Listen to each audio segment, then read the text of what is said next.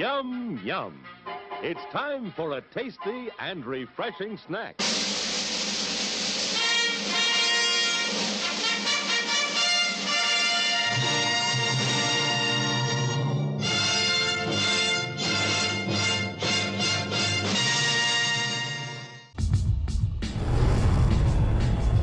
Welcome to the televised revolution as we drift through outer space aboard the absolution. With time back in active duty as captain in charge of bringing superior anime action. Yeah, Toonami's back, bitches, to celebrate time's return to television. Hey guys, what's going on? You are listening to This Week in Geek's Loose Cannon, a show where we take a look at, well, it could be things you found on the video shelf. It could be those big box DVDs or Blu-rays that you've just kind of overlooked over the years. But occasionally we take a look at some different things that I've just never been exposed to. And today we're going to take another visit to Japan with our co-host and friend who's the anime aficionado of this podcast. And he is Ken from This Anime, and I've been looking forward to presenting you with this for a while. Yeah, so over the course of the summer and during the spring, me and Ken have been looking at different anime films. But for this one, I said, why don't you show me some anime series that were super popular at the time, but have probably went under my kind of radar? Now, some of these I've actually heard of. Some of these have actually been sent for review from these companies, and for one reason or another, I just never got around to it. And I think way back in the day, I'm pretty sure Dave Double D reviewed a couple of these way back when we lived in Hamilton. So that should tell you about how far back this goes. We're talking about 10 plus years. And when Ken presented me with what he called his anime sample platter, I was like, okay, I'm curious. So a majority of these titles I think you can find streaming on Crunchyroll or Funimation, or They probably are all Hideout. available to. Yeah, they are all available to stream over on Crunchyroll. Toradora, I know, is available on US Netflix. I don't know other countries whether that it's available there. Probably Code Geass is also on Netflix. It varies, but some of them could be on Netflix. All of them are on Crunchyroll. So when Ken sent these off to me, I was like, okay, show me what you've got. And Ken, what things are we going to be looking at today? I think you sent me 5 things to watch. I sent you 4. 4, so okay, yeah. There are 4 series. I wanted to kind of give you a early 2000s kind of perspective. These are all series that are between 20 and 15 years old at this point. And we're going to be taking a look at the series from the legendary director of Cowboy Bebop, Shinichiro Watanabe, Samurai Champloo, which was his follow-up to Cowboy Bebop. The quintessential rom-com. Everyone that loves anime rom-coms knows this series and loves this series. It's Toradora. The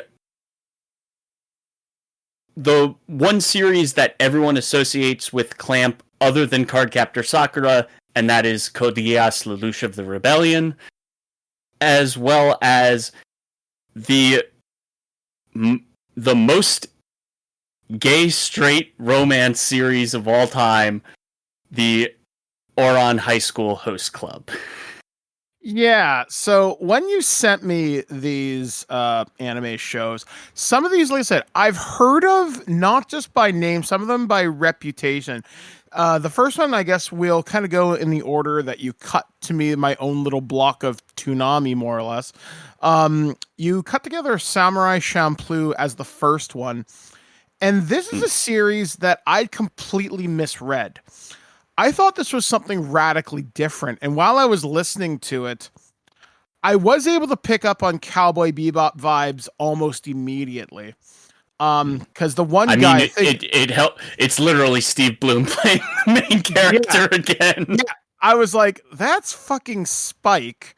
So I'm like, all right, so Steve Bloom, cool. I'm pretty sure the guy who plays Jet Black is in this. and I was just listening to it, and there was something about the way that it moved, and I noticed the musical influence almost immediately. Yeah.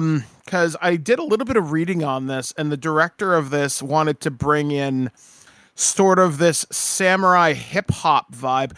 And weirdly enough, that's not the first time I've heard about mixing together urban hip hop with samurai with this code of honor sort of thing. Because to tie this back to my role playing game roots, and I know that's a weird swerve to take, I remember there was a role playing game based upon the Forrest Whitaker movie called Ghost Dog Way of the Samurai.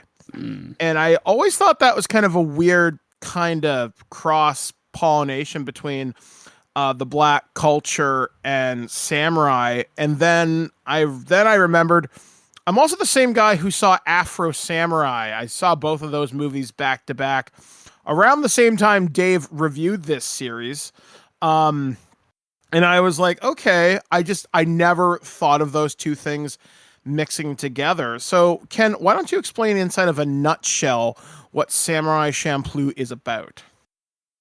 Well, Samurai Champloo is basically that Watanabe's take on a I believe it is Meiji era, so it's the transition from the samurai period of Japan over to the more imperial industrial revolution era Japan. And that is a very common era that a lot of people like to talk about when it comes to Japanese history, because it's a very interesting period. You have the old ways mixed with the new ways of the West kind of molding together into one strange amalgamation. And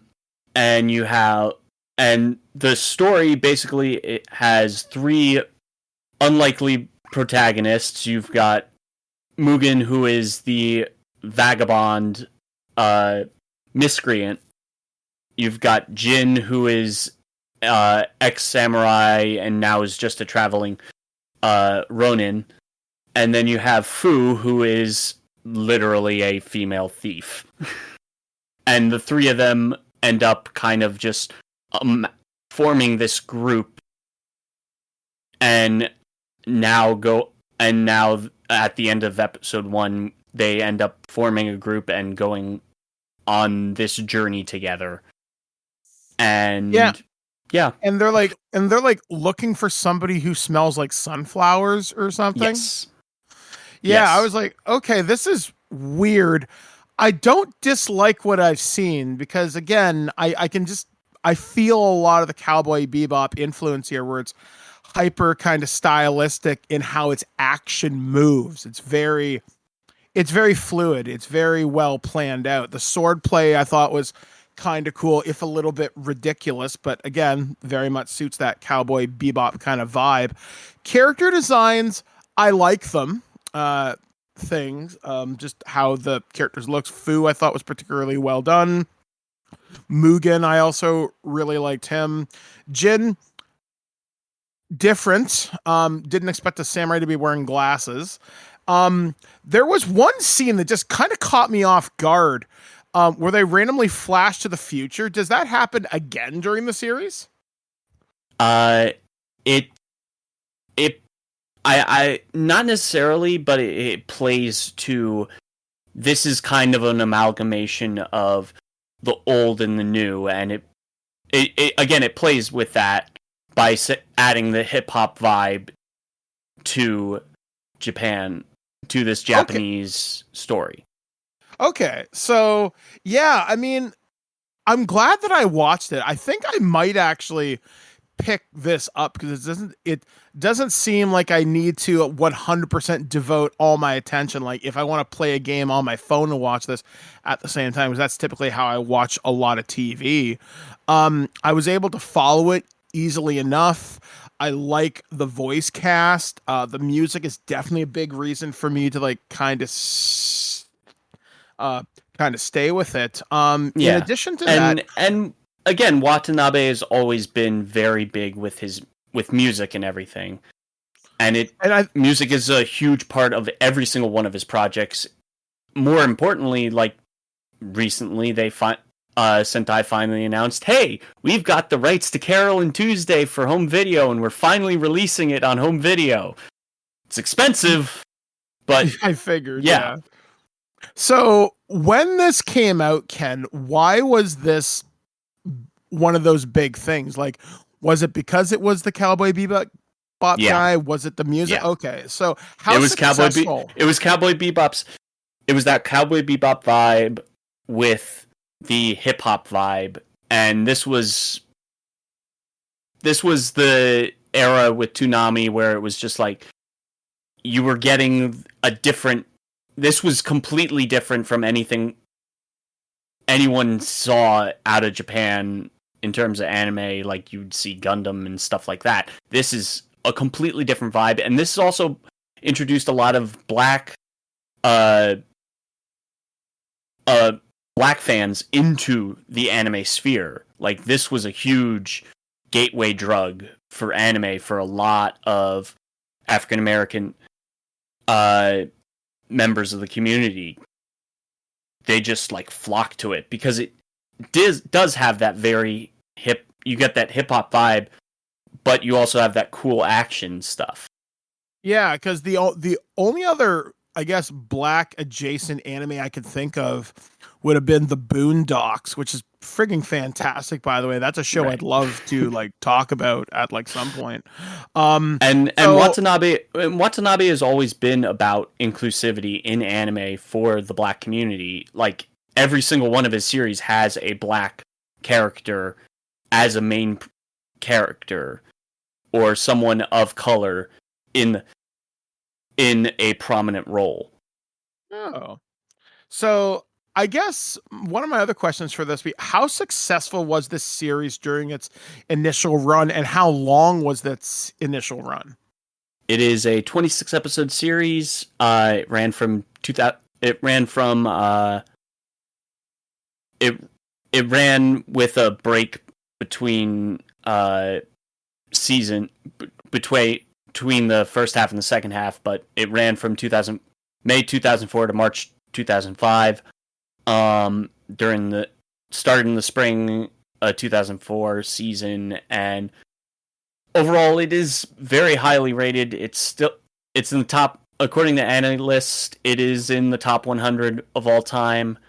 It's in the top 150 of most popular series out of everything, and its average is about like a 90.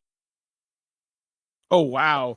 So yeah, this may be a show I may have to check out. The fact that I can stream it on Crunchyroll, because I do pay for that service, is definitely worth probably my time and effort, because I'm trying to branch out from stuff that I'm super familiar with. Like, the series I just recently started was Dragon Ball GT, because I've just never seen it, and I know it's no longer canon.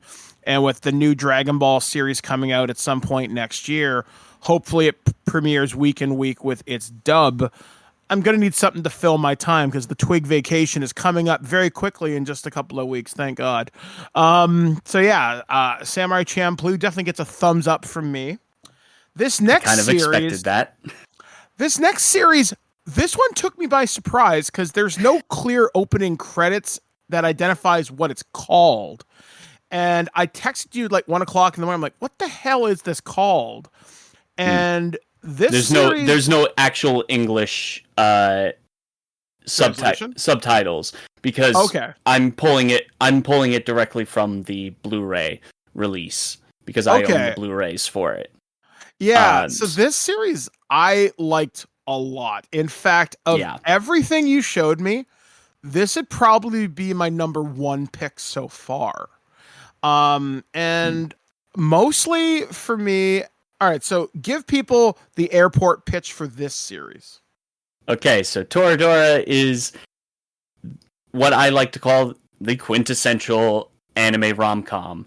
It is Ryuji is a very gentle high school student. He loves doing the housework. His mom is a woman of the night. Let's put it that way. She works as a hostess at a hostess Karaoke club. bar. Yeah, Karaoke bar / hostess club. But he's very kind-natured, despite the fact that he has the face of his father, who was assumed to be a Yakuza dude. And people just assume that he is the way he looks.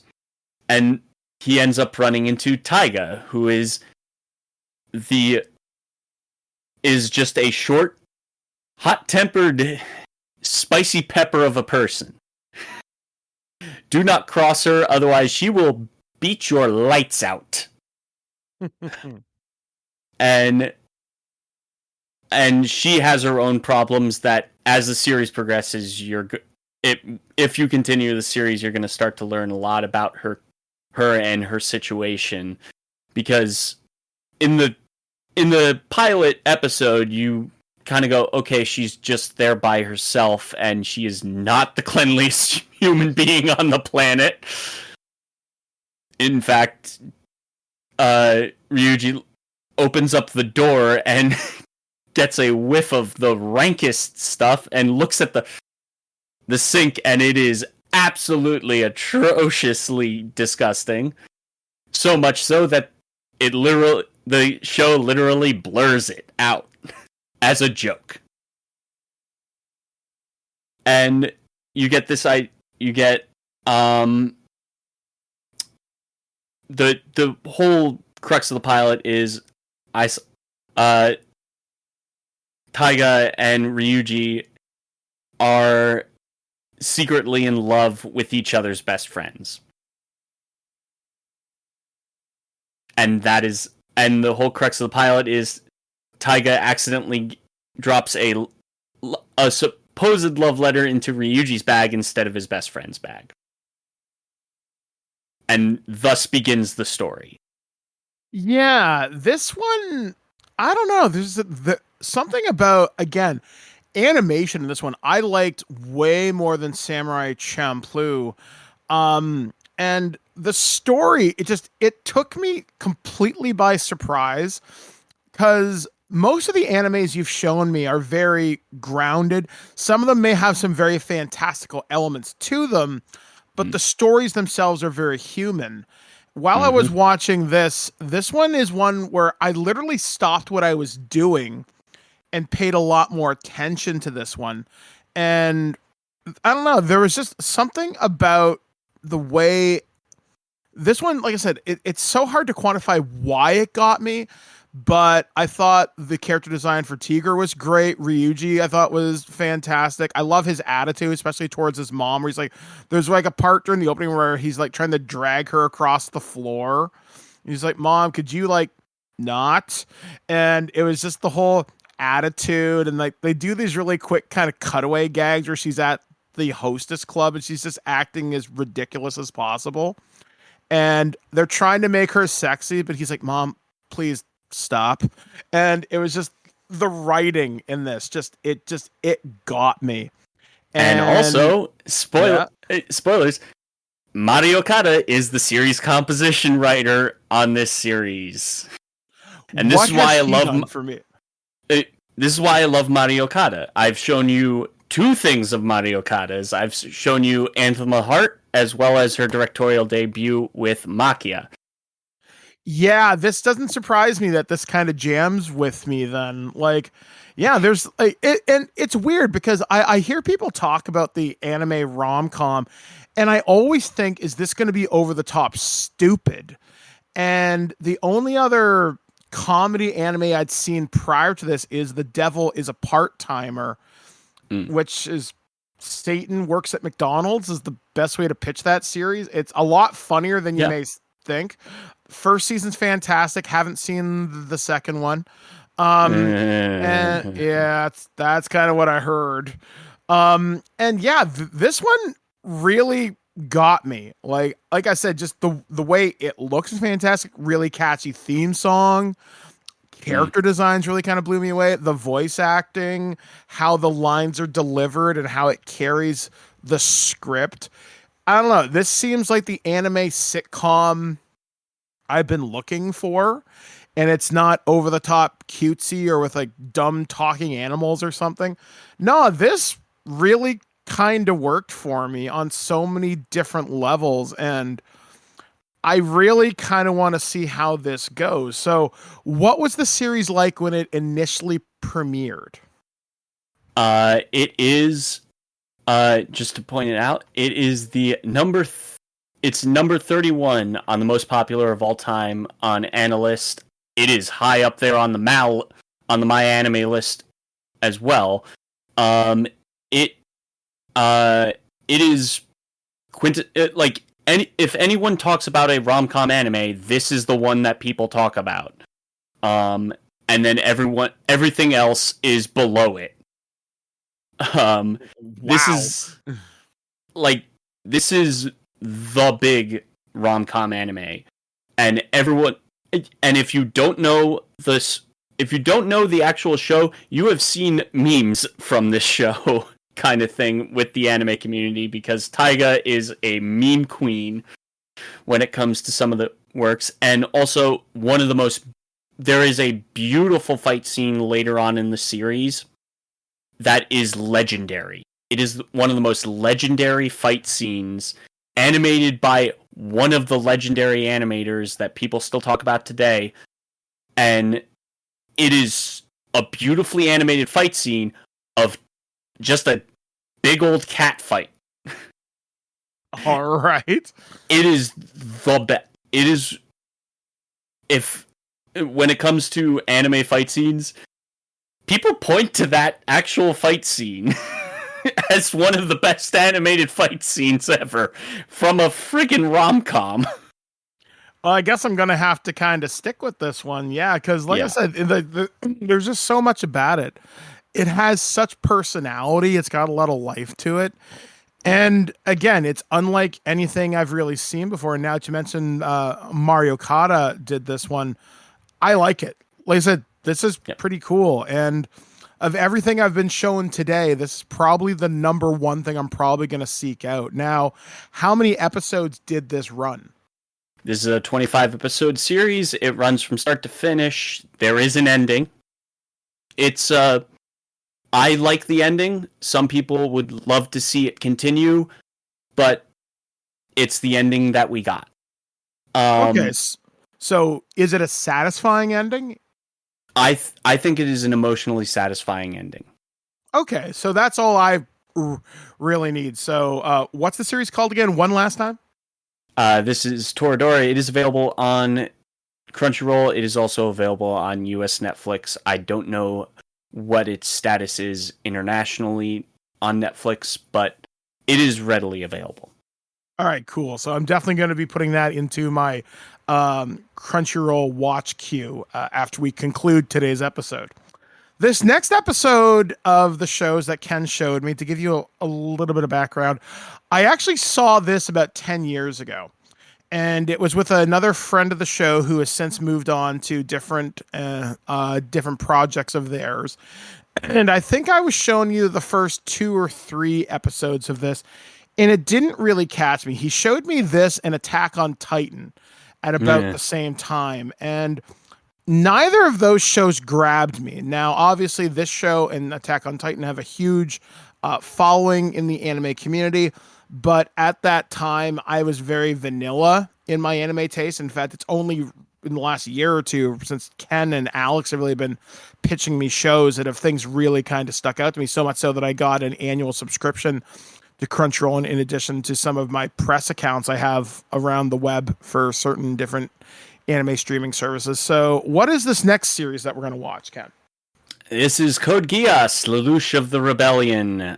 This is a franchise that is infamous. It is one of those series that is of a if you are an anime fan of a certain age, you know this series. This is not the oldest thing that I showed you, Samurai Champloo was, but this is this is this is over. It's getting close to its 20th anniversary at this point. It came out in 2006, but it is also the show that made Johnny Young Bosch an anime voice acting star.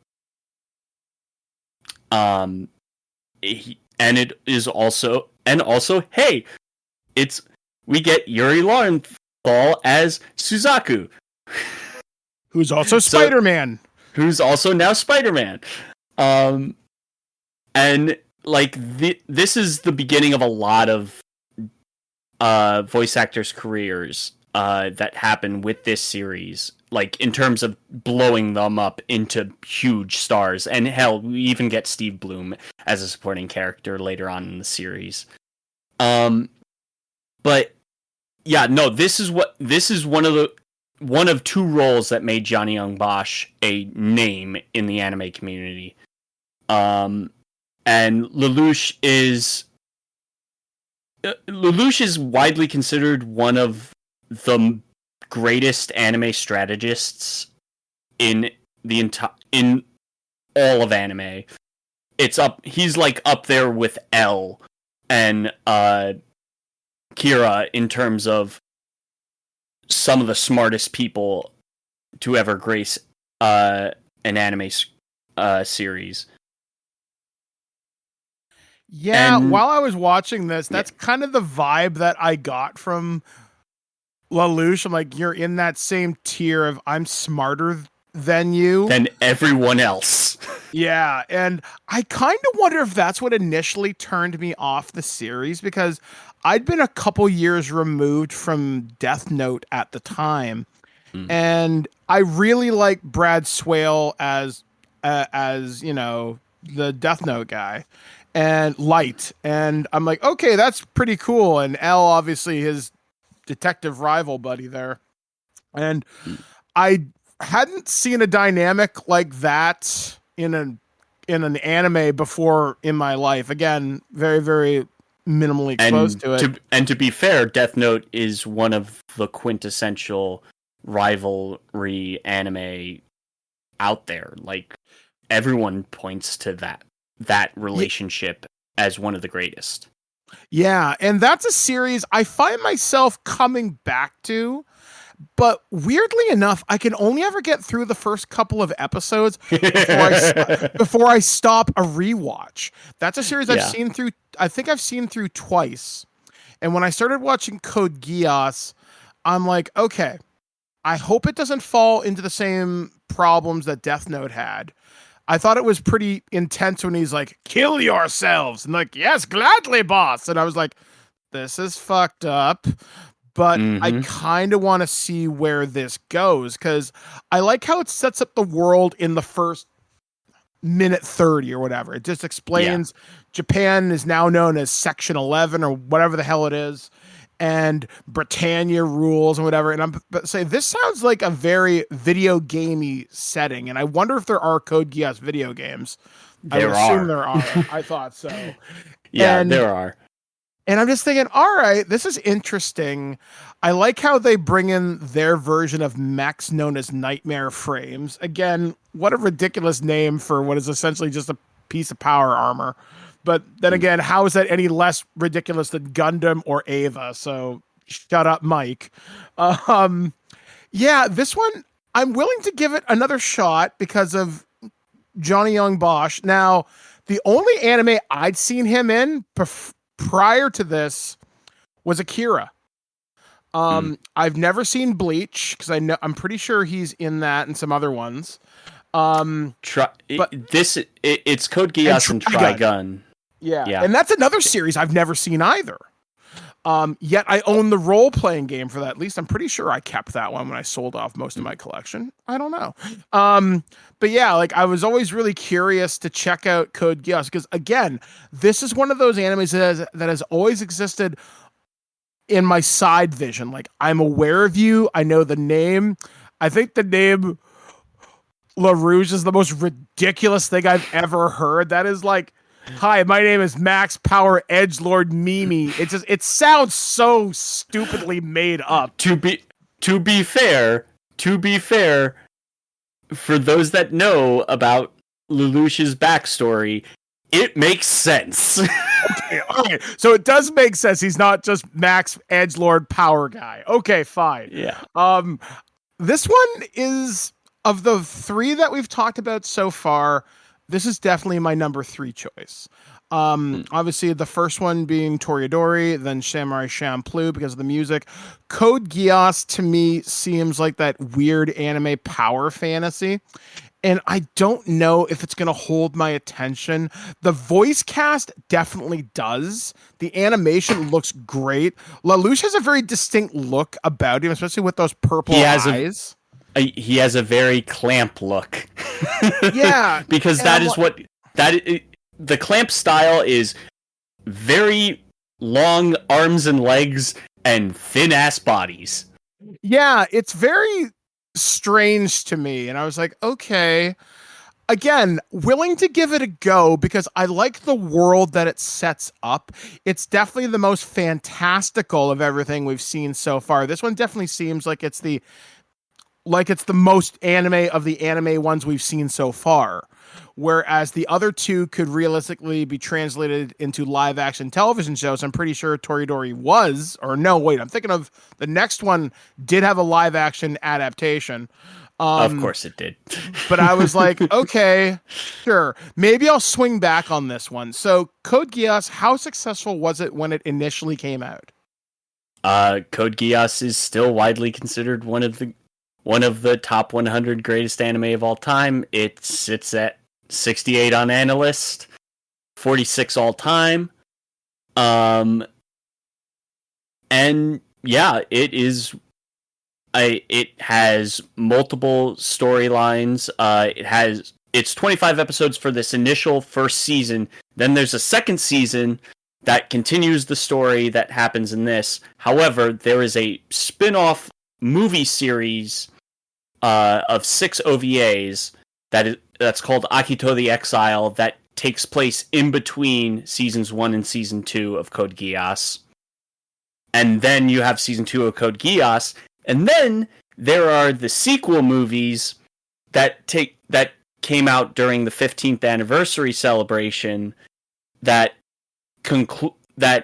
continue from where season 2 leaves off. And if you know what happened at the end of season 2, you go, how the hell do you continue from there? Oh, okay. Delightful. When did the series initially come out? Because I think I remember seeing this around 2011, 2012.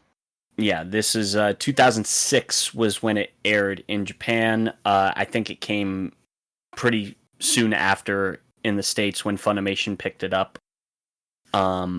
Well, it actually wasn't Funimation. It was Bandai Namco at the time had a distribution group here in the North America, and when they shuttered, Funimation picked up all the rights from them. So Funimation owns the rights to Code Geass as well as Cowboy Bebop. Cowboy Bebop had already, I believe Cowboy Bebop was, no, Cowboy Bebop came after.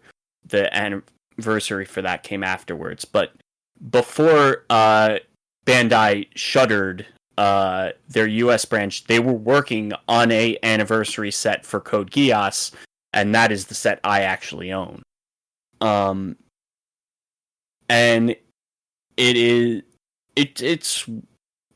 it's why I widely love this series. Suzaku is widely, I consider Suzaku an anime spirit animal, kind of.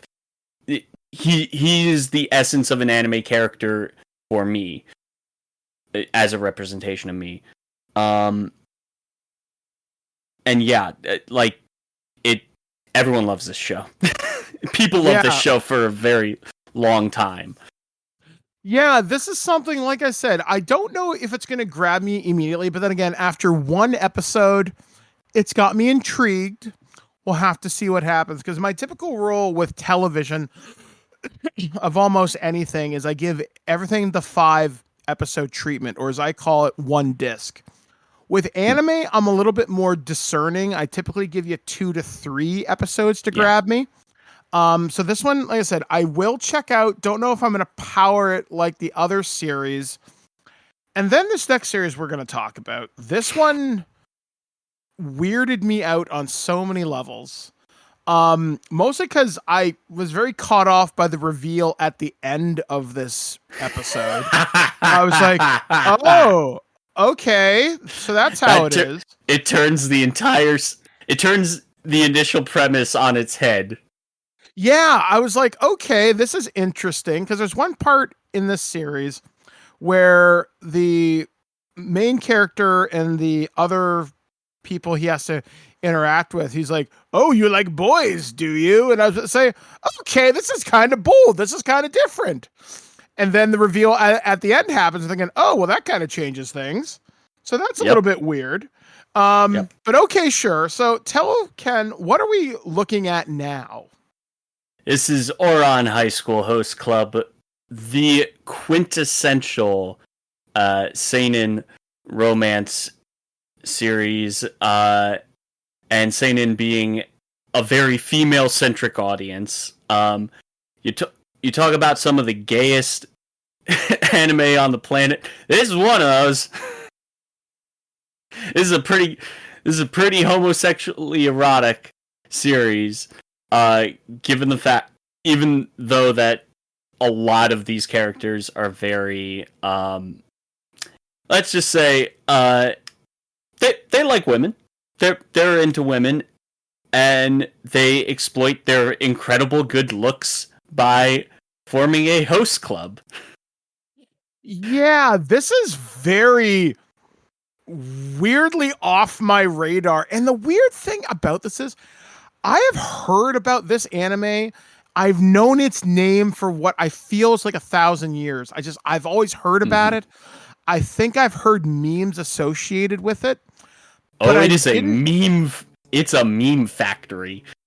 But the thing is, I didn't know word one about what this was about. I had a completely different idea in my head what this was about. And when I watched the first episode, I was completely wrong. Like, I can't even tell you what my initial thoughts were when I thought what this series was. But when I watched this, I'm like, this is unlike anything I've ever seen before in my life. So again, give me the airport pitch. So, this is the basic premise is Haruhi is a scholarship student at an illustrious academy where the richest of the rich attend. Or the children of the richest of the rich attend, and she doesn't really care about other students and how she looks. And honestly, Haruhi is widely considered in the asexual community as a big asexual character. And she ends up running while looking for a place to study. She walks into this club room where this host club is being held, where some of the hottest gentlemen in the school decided, all right, we're going to take advantage of our good looks and play into stereotypes and form this host club to, one, make money, two, to help to just kind of give the women of the school a little bit of fun, as it were. And Haruhi ends up breaking a very expensive vase, and given the fact that she is a scholarship student and does not have very much money, ends up having to work for the host club. Initially as a dog, and then they decide, you know what, Haruhi's pretty attractive. Why don't we pitch them as a host and see if we can make money that way and pay off her debt that way. And Haruhi doesn't necessarily care whether anyone sees her as a boy or a girl, so Haruhi was like, sure, whatever. And slowly but surely, most of the characters figure out that she's a girl. Like, and that's what the light bulb bits in the pilot episode is, where every single member is starting to realize, oh wait, she's a girl. Except for Tamaki, who is the head of the host club, realizing it at the very last minute. Yeah, and kind of freaking out about it. Yeah, it was. Boy, this was a trip. Oh boy. Yeah, I didn't know what to make about this one, like, at all. Not saying it's bad. It's just, it's very strange. Like I was talking about in my intro for this series. It is one of the series that is in my top 5 favorite anime comedies because it is just constant laughing. For me, I was kind of hoping they'd stick with the gay romance thing. I was like, this is something I've never seen before. This is interesting. You've got my attention. When the reveal happens that the person's a girl, I'm like, oh, that's a little less interesting. But at the same time, now you get to play in those two different kind of playgrounds there. So why not? So yeah, this is very strange to me. Not bad. Yeah, this is one I think I'm going to have to etch out some time to really sink my teeth into. This is definitely not something that I don't think can be a casual watch. This is something where I don't think, not something I want to marathon and like, hey, I'm going to do 10 episodes today, but it's something like, okay, I'm going to take an hour here and there and watch this with my phone down and kind of get into it. I love the animations on this. It's very bright. It's very colorful. This is one of the series that made Studio Bones a household name. Like, it's very, very pretty to look at. Yes. The scene that immediately grabbed my attention, that really got it, was, like I said, the leader of the host club comes up to the person there. I forget their name. And Hari. They're like, Hari, like, maybe you like this type of boy. Maybe you like the strong, silent type. Maybe you like the cool type. And that seems just so ridiculously over the top. And like, it even did like some Sailor Moonish crap in there. I'm thinking, okay, this is actually pretty amusing. I dig this. And I was kind of thinking while I was watching this, I think I like the animes that are either hyper masculine, like Dragon Ball and Piccolo fighting Vegeta and like for like 3 weeks, or I'm into the anime rom-coms, or I'm into the anime dramas like Say My Name or Josie and the Fish and all that stuff. And I'm going to say, I have a very all over, to say someone who is bipolar, so I can say it and you can't, come at me for this. I have a very bipolar taste in anime. It is literally all over the map. It's like, we're going to throw something at the wall and see what sticks for Mike. And this is one of those ones where it sticks to the wall like spaghetti. And what I mean by that is it sticks there. It's good, but is it to your taste? And I don't know with this, because like, I want to check it out because I'm so very curious to see where this goes. Because again, as you say, it's highly regarded. It's considered one of the best of all time. I looked into the Wikipedia article for this. There are tons of manga on this, multiple live action adaptations. I think there's a stage play of it too. That doesn't surprise me. And I'm like, okay, this is so out there strange. Why not? There is some problematic elements involved in some of the voice cast now, but we didn't know then what we know now, so we're just going to skip over that. If you know what I'm talking about, you know what I'm talking about.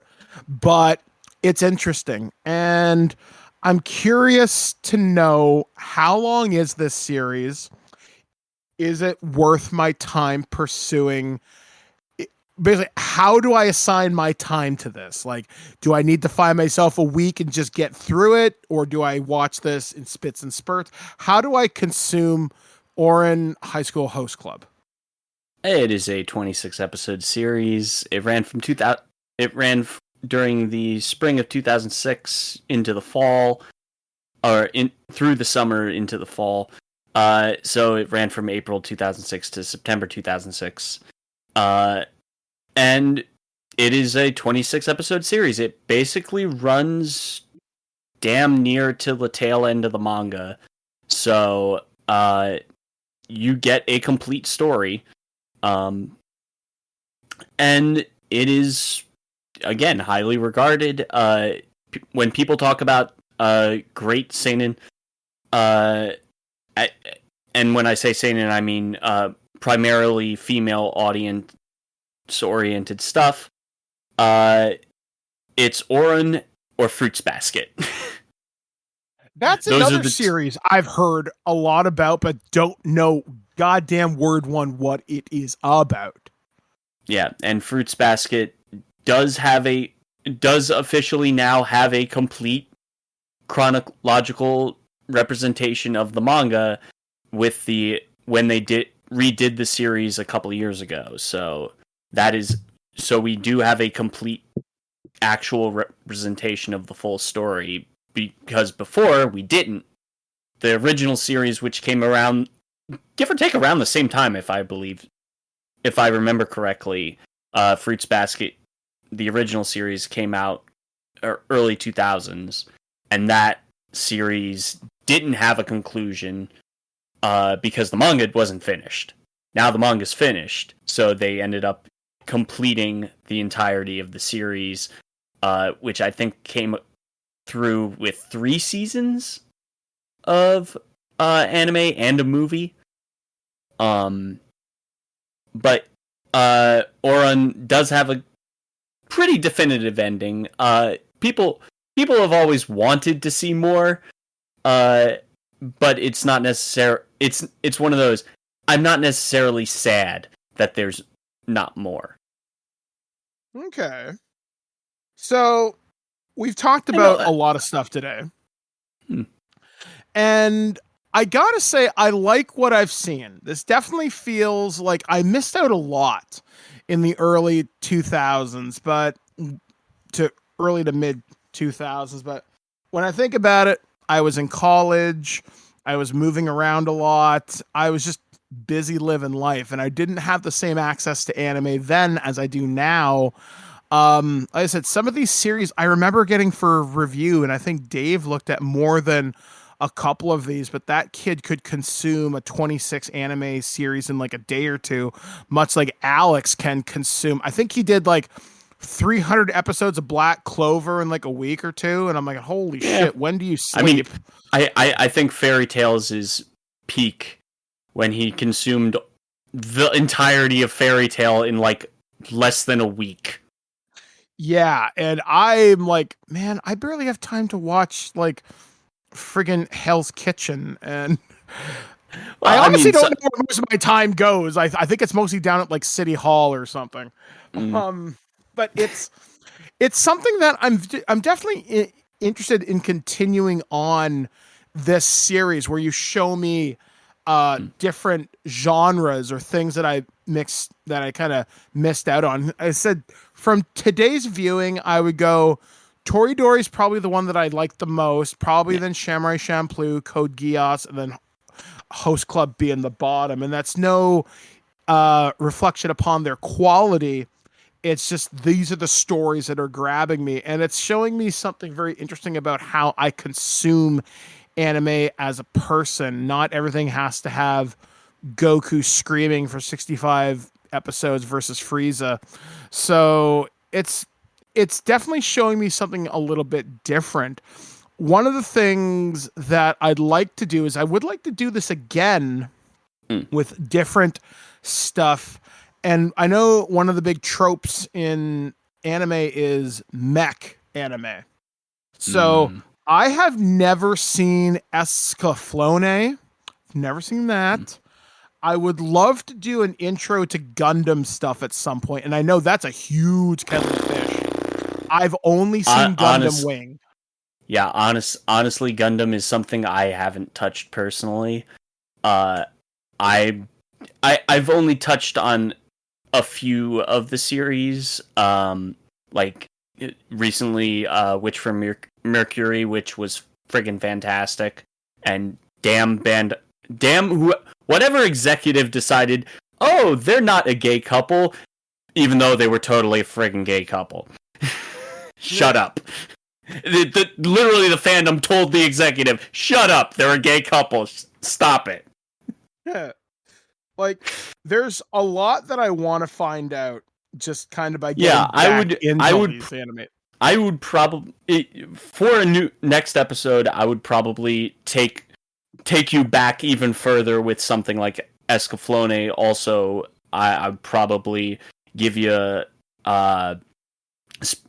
do like I have a couple of shows that I don't want to spoil, but like one is widely considered the two of the series are like the Star Wars and Star Trek of Japan. All right. So let's plan for that. And then the one show I'm going to pitch to you, take me back to the 90s. And I want to see chunk of those series are, two of them are one. I'm going to show you the 80s version of one and the more modern retelling of the other one, because the modern retelling is much more widely available, while the 80s one is far and wide, even though the remake that they are still working on of the one series is pretty good. The 80s series is just widely it is Game of Thrones in space. Okay, like, well, you've definitely 100%. 100%. It's like Game of Thrones in space. All right, I'm definitely down for that. And I know one thing me and Ken were talking about previously, we were going to do this with JT at some point. We're going to talk about all the Mortal Kombat animation movies, because I know Mortal Kombat just had a new Johnny Cage focused movie came out, which is utterly fantastic. And with Mortal Kombat 1 recently coming out back in September, and as of this recording, Omni-Man I think is coming out fairly soon. Omni-Man is coming out next week. Yeah, so lots to talk about in that front. So we'll talk about all the anime Mortal Kombat movies probably before the end of the year. We'll probably do the new anime sample platter in the new year. In terms of content this month, I know we are doing a Future Imperfect talking about a favorite person who travels around the universe in time and space in a blue box, but not what you might think. So we're going to be doing that. I know me and David Denoyer are doing a couple of other loose cannons based upon some older stuff, and he just pitched to me the Crow movies. So I think there's 4 of them, so we're going to hopefully do something with that. I am taking, as of this recording, I might be off on a week writing sabbatical just to get some stuff done in my professional career. And other than that, we still have a lot of stuff to cover before Twig's Holiday Gift Guide, which is we're already having stuff come in from multiple companies right now. Got some really cool stuff coming up from Renegade Game Studios. Wizards of the Coast has sent us some pretty neat stuff. And yeah, it's just a lot of cool stuff to talk about.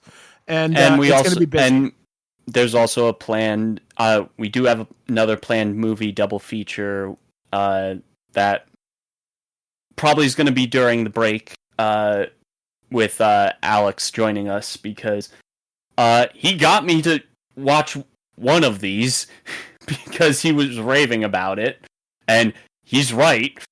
And then the other is one of my favorite films that officially came out in North America this year. So yeah, we got a lot of good stuff to come out before the break. Like I said, Twig will be off the air, but still producing content from December 9th. And then our first official show back should be January 22nd. So we can enjoy some time off with our friends and families during the holidays.